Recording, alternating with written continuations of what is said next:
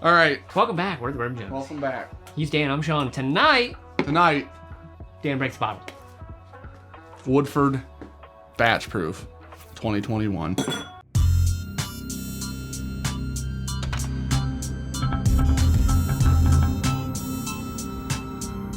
So, Woodford Batch Proof became an annual release like 2 or 3 years. 3 years ago, I think. They switched to this really cool bottle shape that's kind of like a hammer. I don't like it as or much. A club. I like the old one. This does fit bottle. better on a shelf, but it doesn't look quite as pretty. So True. We normally like these actually. We loved last year's. Yep. The 128.3 proof or whatever it was. It was fantastic. We opened this, gave it a lot of air. How you feeling, Dan? Have you had this yet? No, that smells fucking incredible. 130-ish retail.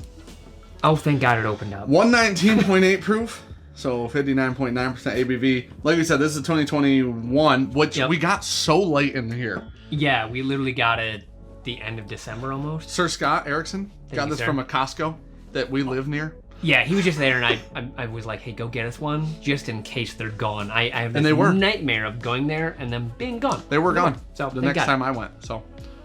It smells so much like what I want Brown-Forman to smell like. This needs air.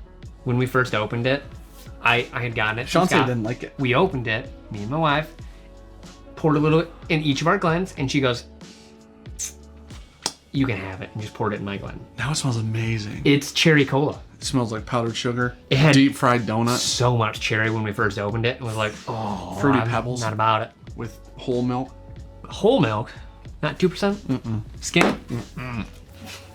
That's water. It's literally water with sugar in it. Better. Woodford being part of Brown-Forman, they share those flavor profiles that like King of Kentucky or President's Choice or like the Old Forester line, not like the good stuff does.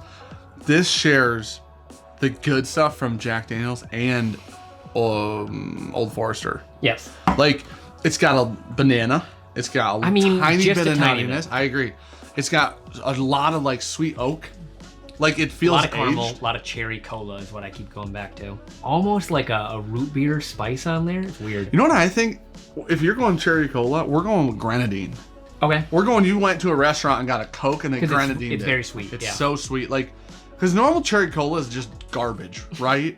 But you go to a restaurant and get a good cherry Coke, like a grenadine cherry Coke. Like I need a shot of insulin afterward. Yeah. I think on the nose, honestly, this smells like either the best Old Forester 1920 you've ever had in your life, or a really mediocre batch of President's Choice. Yeah.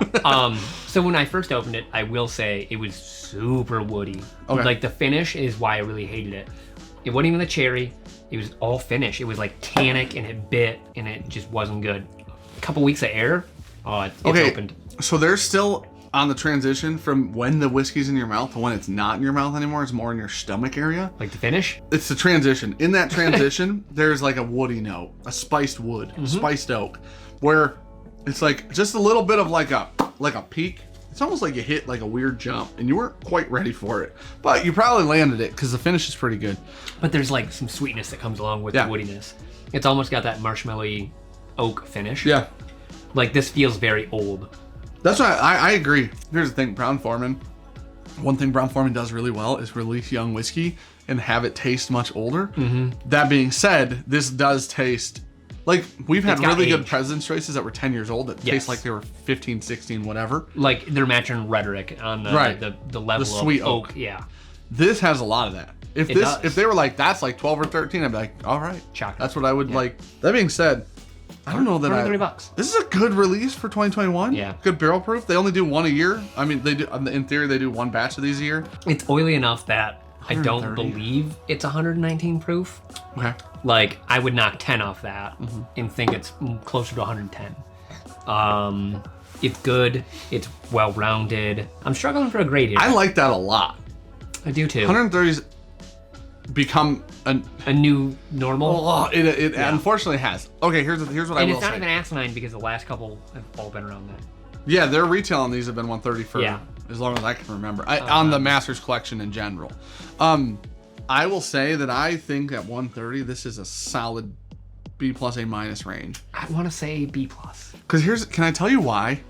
There are a lot of $200 whiskeys that I think this competes with. I don't know if it beats them. I have no idea if it beats them. But I do think it competes with them.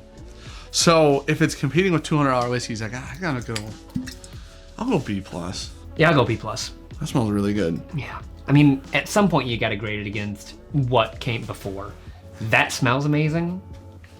Hopefully it tastes just as good. I don't like that. I'm gonna let's not do that. They're definitely different. What's the proof on this one? 128.3. Oh, whoa. Basically We 10 moved a lot. proof off, yeah. There's so much more red fruit on that. Do you remember the first That bean seems so much fuller. on the nose? Yeah. This seems older though. It does. On the nose. It really does. Even looking through the bottles, that's darker tinted for These sure. are so good. These I honestly, these are becoming just a buy for me. Yeah. At $130, these are just becoming a buy every year. If we weren't honestly reviewing them, think, I buy them every year. the first year it came out was probably our least favorite. Okay. And that one took 3 months, 5 months maybe Okay. to open up. And then we were like, wow, that's really good. I'm sure the video's got to be it's up on the channel. way It's old. The first one we ever bought was in the old cool bottle shape, the old Masters Collection shape. Mm-hmm. And we opened it, reviewed it, and we're like, this is not worth $100. It's not very good. It's like really sharp and harsh.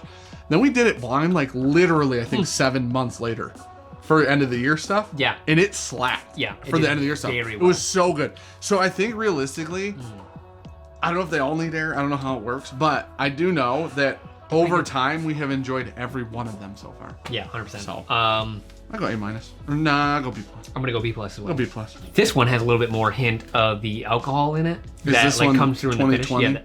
Yeah, that's the 128. Okay. The alcohol bites a little bit farther in the back of the palate, Makes where sense. this one rolls off in that sweet oak. It's a lot higher proof.